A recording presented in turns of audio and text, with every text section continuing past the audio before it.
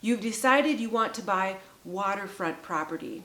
It's time to take the plunge, but you're drowning in a sea of questions about where to start. Well, you're in the right place.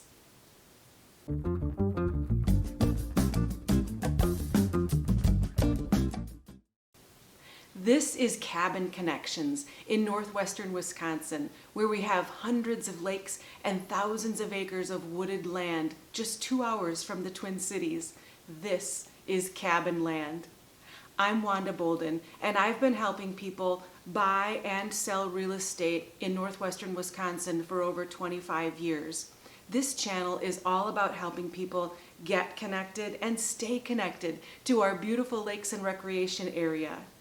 If you're new to this channel, come on in, the water's fine. And if you're a returning subscriber, thank you so much for coming back to hear more. In a couple of my previous videos about how to find the right cabin, I've shared some ideas about how to zone in on finding the right location and also about how to find the right cabin structure for you. I'll put some links below to those so that you can check those out. But now you've decided it's waterfront property or bust. Well, before you take the plunge, we need to talk. Let's dive right in. There are so many elements and combination of elements involved in finding the right waterfront property for you, and just one wrong element can really affect your happiness at your cabin. So here are some of the elements that I find important when you're in the hunt for a waterfront property. Let's start by talking about your past experiences on water. What are some of the things you liked about that? What are some of the things you didn't like? Maybe you enjoy just floating around in a boat with a cooler full of beverages. Maybe you enjoy getting up on a pair of water skis and gliding across a vast expanse of water. Or maybe you enjoy understanding the structure of a lake so that you can find the right fish. Whatever the experiences that you enjoy, whether it's boating, fishing, swimming, kayaking, paddleboarding, or just enjoying the view, follow the experiences that give you joy. Whether you're on a lake or a river, you'll want to consider who will be using the waterfront property. If it's just you, you won't have to worry about a committee meeting to understand what's important. But if you're wanting this property to be a kid magnet, you'll want to consider those kids and what kinds of things are important to them. For example, if the kids are younger and just learning to swim, you'll want some sandy waterfront, maybe lower elevation, maybe a longer shallow area where they can hang out at the dock and puddle around with some toys. But if the kids are older, maybe high school, college age, you might want a larger lake where there's more experiences for exploration and more waterfront sports. If you're thinking about entertaining family, friends, or business clients, those things will be taken into consideration when you're looking at your waterfront lake or river property as well. Going along with who will be using the lake is the consideration of elevation. Most of our lakes are sandy bowls that were created by the glaciers. They have edges. Some of those edges are high and some of those edges are low, but most are in between. Translating to, many of our lakes have potentially 90 stairs to the lake, maybe 35 stairs to the lake, maybe level elevation to the lake. So you have a variety of elevations on one lake. If you're looking for more consistent level elevation to the water, you might consider a lake that is associated with a river. Those lakes were created by damming the river, thus overflowing the banks to create the lakes. Keep in mind though that if you're looking at that kind of situation, a lake that's associated with a river, you might have a trade-off on water quality or vegetated frontage. Next, let's talk about the size of the lake. The size of the lake matters for a lot of reasons. If you already have a boat or you plan to get a particular size of boat, you'll want to make sure that your boat and its motor are compatible with the size of the lake you're considering. For example, if you have a boat that has a 200 horsepower motor, you would probably be considered a menace on a 200-acre lake. If you plan to take boating excursions or you just want to take a lap on your lake each night, size matters. Someone I know, who shall remain nameless, measures the size of their lake in number of beers.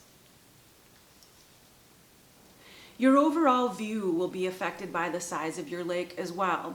In general, a larger lake will give you more expansive views, and a smaller lake will give you more intimate views. But the shape of the lake plays into that as well. A larger lake may have a narrowed area that gives you more intimate views, along with more water to play in. The size of the lake can determine the boat traffic on the lake as well. Larger lakes can be destination lakes for day traffic, whereas smaller lakes are generally just enjoyed by the people who own frontage. So, larger isn't always better, and deeper isn't always best, unless you drive a submarine. If you were to look at a map of our lakes region and focus on the largest lakes that you see on the map and say, these are the focus of my attention, I'm only going for properties on these lakes, you'd be missing out on the next important element, which is water clarity. Most of our lakes in northwestern Wisconsin have clear water and sandy bottoms, but not all. Let's talk about water clarity first. Clarity can range from clear water to tinted water to lakes that have a coloration from an algae bloom that might look green or where the water turns over. I feel like clear water and algae bloom are a bit self-explanatory, but I want to focus on tinted water and maybe remove some of the stigma that tinted water may give some buyers. Water that is tinted or tea-stained shouldn't be confused with muddy water or dirty water. That water is tinted from the natural elements. For instance, if there is an area of tamarack trees that are near that lake, the roots of that tamarack tree can stain the water for that tinted color that you see. It's a natural occurring thing, and it shouldn't be considered something that is dirty.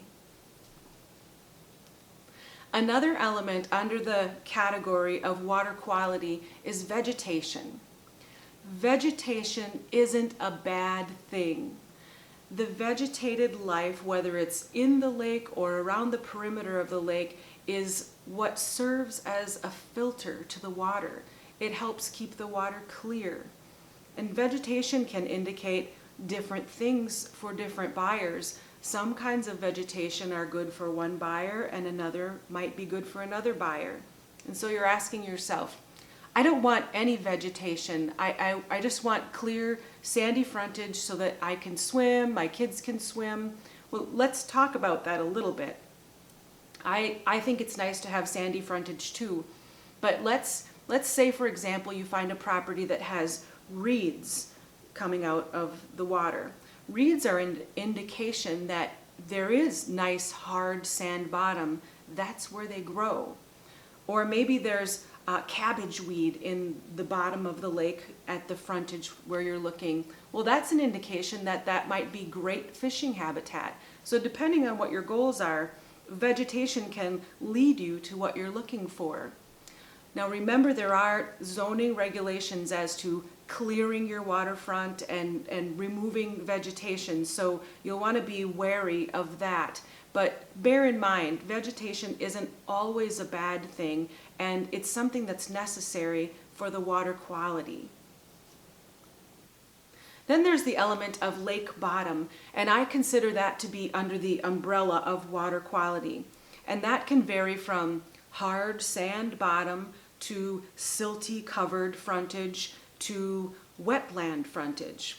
And then you can also have mystery frontage. If someone hasn't used their frontage for years, you might not know what lies beneath. There may be leaves covering what is there, or there may be vegetation growing out into the lake. And so that's where the clues of the vegetation that we talked about previously might help you understand what does lie beneath. Now, lakes aren't swimming pools, so keep that in mind. You can have any and all of a combination of these water quality elements on any given lake. So choose what's right for you. And a lot of buyers just say, well, I want what's best. Tell me what's best, and then that's what I'm looking for. And I'm sorry, you'll have to do the work and decide what's best for you. In addition to all of these attributes, every lake and river has a culture, an overall feeling that's connected to and created by the people who are in ownership on that body of water and its overall surrounds.